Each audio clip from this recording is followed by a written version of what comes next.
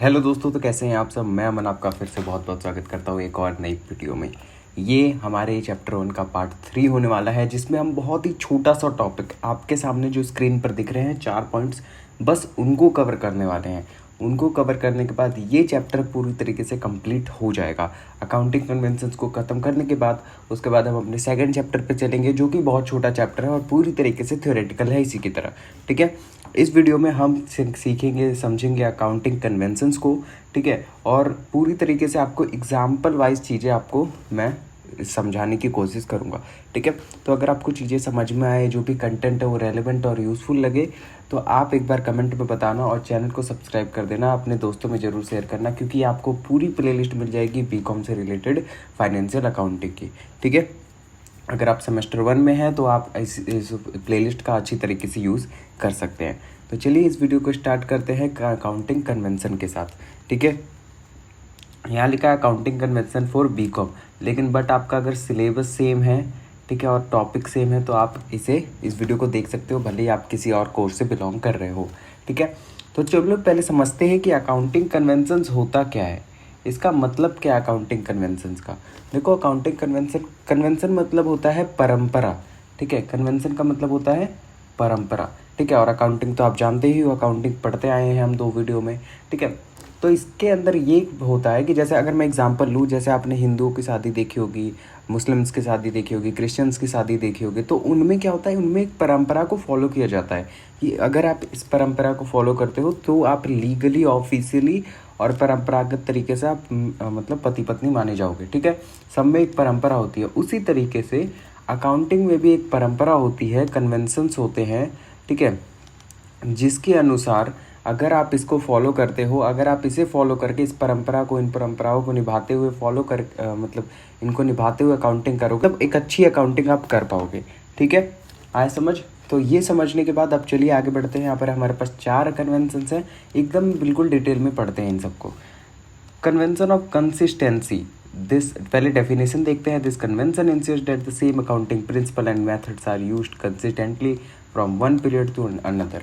अब देखो, ये कन्वेंशन क्या कहता है कि अगर किसी एक पीरियड में, अगर जिस साल मान लो मैंने 2016 में डेप्रीसिएशन के लिए कोई, अगर मैंने मतलब जैसे ए मेथड है, ये किसी मेथड का नाम है ए, अगर मैंने अकाउंटिंग के लिए और अकाउंटिंग की चीज़ों के लिए अगर मैंने 2016 में ए मेथड अपनाया है, तो 2017 में भी, 2018 में भी ए मेथड ही अपनाऊंगा।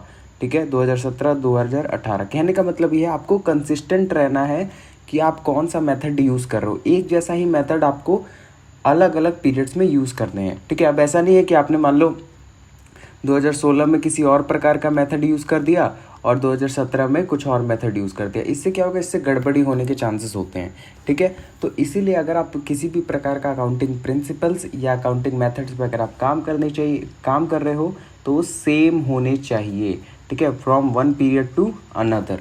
ठीक है, और हमारा फाइनेंशियल पीरियड कब होता है, फाइनेंशियल ईयर 1 अप्रैल से 31 मार्च तक। ठीक है, देखो जैसे अगर हम देखें एग्जाम्पल में, if a company uses the straight line method for depreciation this year, अगर एक कंपनी स्ट्रेट लाइन मेथड का यूज़ कर रही है डेप्रिसिएशन के लिए 1 साल, ठीक है, it should continue to use the same method in subsequent years to ensure comparability of its financial statement. इससे देखो होता क्या है, अगर मान लो 2016 में भी मैंने सेम मेथड अपनाया है, 2017 में भी सेम मेथड अपनाया है, तो मैं अपनी कंपनी को कंपेयर कर पाऊंगा पिछले साल से। ठीक है, किसी प्रकार का मतलब ऐसा नहीं होगा कि हाँ भाई वो वाला मेथड था तो अलग अकाउंटिंग हो गई, ये वाला मेथड था तो अलग।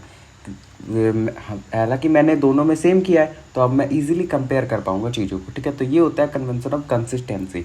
ठीक है, कन्वेंशन ऑफ कंजर्वेटिज्म या प्रूडेंस, ये दूसरा नाम है इसका। ठीक है, कंजर्वेटिज्म और या प्रूडेंस।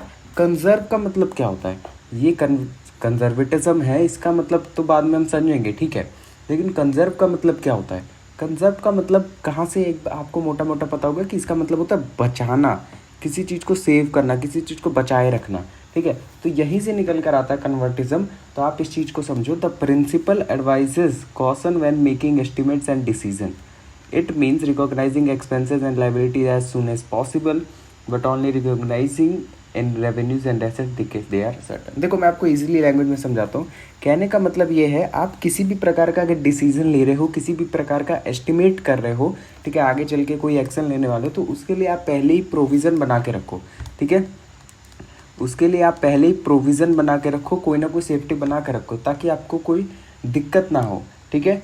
आया समझ? If there is a potential lawsuit against the company should record the expense immediately even if the outcome is uncertain, but only record revenue from a sale once the payment is received। कहने का मतलब ये है कि अगर मान लो किसी प्रकार की कोई कानूनी कार्रवाई हो सकती है कंपनी के खिलाफ, तो कंपनी को क्या करना चाहिए, पहले ही मतलब जो एक्सपेंसेस हैं वो इमिडिएटली रिकॉर्ड कर लेना चाहिए कि कितना खर्चा आ सकता है। तो वही कहने का मतलब है कि पहले जैसे देखो, अगर मान लो मैं कोई प्रोडक्ट बना रहा हूँ, ठीक है, अगर मैं प्रोडक्ट अपनी मैन्युफैक्चरिंग कर रहा हूँ, तो मैं क्या करूँगा, पहले से ही अपने पास मतलब कुछ पैसे बचा के रखूँगा, ठीक है, कि अगर फ्यूचर में मेरी कंपनी के ऊपर किसी ने केस किया, ठीक है, कानून की मदद से लेकर केस किया, तो मैं पैसे जो है इसी अमाउंट में से, इसी फंड में से निकालूंगा, ठीक है। तो किसी भी रिस्क को रोकने के लिए, किसी भी आगे चल के अनफोर्सिन सिचुएशन के लिए प्रोविज़न बचाए रखना, यही हमारा कहता है कन्वेंशन ऑफ कंजर्वेटिज्म, ठीक है। आया समझ? कन्वेंशन ऑफ मटेरियलिटी, इसका मतलब क्या होता है? मटेरियल, यहाँ पे मटेरियल जो है, यहाँ पे मटेरियल कहा जा रहा है इम्पॉर्टेंट को, इम्पॉर्टेंट चीज़ें, ठीक है, यहाँ पर मटेरियल कहा जा रहा है इंपॉर्टेंट चीज़ों को। एक बार डेफिनेशन पढ़ते हैं। This convention states all the significant items those that could influence the decision of users of financial statement should be properly reported, ठीक है। यहाँ पर कहने का मतलब यह है, कन्वेंशन ऑफ मटेरियलिटी का मतलब कि जो भी ऐसी चीज़ें हैं, जो भी ऐसे ट्रांजेक्शन्स है, जो भी ऐसे आइटम्स हैं आपके अकाउंटिंग बुक में जो कि डिसीजन को इन्फ्लुएंस कर सकते हैं, डिसीजन को बदलने का ताकत रखते हैं, किसके डिसीजन को? यूज़र्स को। यूज़र्स क्या होते हैं मैं आपको बता चुका हूँ, जो हमारे फाइनेंशियल स्टेटमेंट्स को देखते हैं, जिनके काम आता है, ठीक है। तो अगर मेरी अकाउंटिंग बुक में कोई ऐसा आइटम है, कोई ऐसा ट्रांजैक्शन है, ठीक है, कोई ऐसा मतलब कुछ भी ऐसा लिखा हुआ है जो कि देखने के बाद, जो कि इतना इंपॉर्टेंट है, जिसे देखने के बाद सामने वाले बंदे यानी यूज़र्स अपना डिसीजन बदल देंगे, तो वो चीज़ मुझे ज़रूर से ज़रूर उसमें दिखानी है, ठीक है। छोटी मोटी चीज़ें मैं छुपा सकता हूँ, ठीक है। इस कन्वेंशन का मतलब है कि जो ऐसी चीज़ें हैं, जो छोटी मोटी चीज़ें हैं जिनसे वो उनका डिसीजन इन्फ्लुएंस नहीं हो सकता, उसको छुपा लो, उसको मत दिखाओ। बट ऐसे डिसीजन जो मटेरियल है, जो बहुत ही इम्पॉर्टेंट है, ठीक है, इम्पॉर्टेंट मतलब कैसे? जिससे उनका डिसीजन बदल जाए, ठीक है। इतने डिसीजन होंगे कि जिससे उनका डिसीजन बदल जाए, ठीक है। जैसे अगर हम एग्जांपल लेते हैं इसका, a company may expense the cost of small office supplies like pens and paper immediately instead of capitalizing and depreciating them over time because these costs are immaterial and do not affect users decision।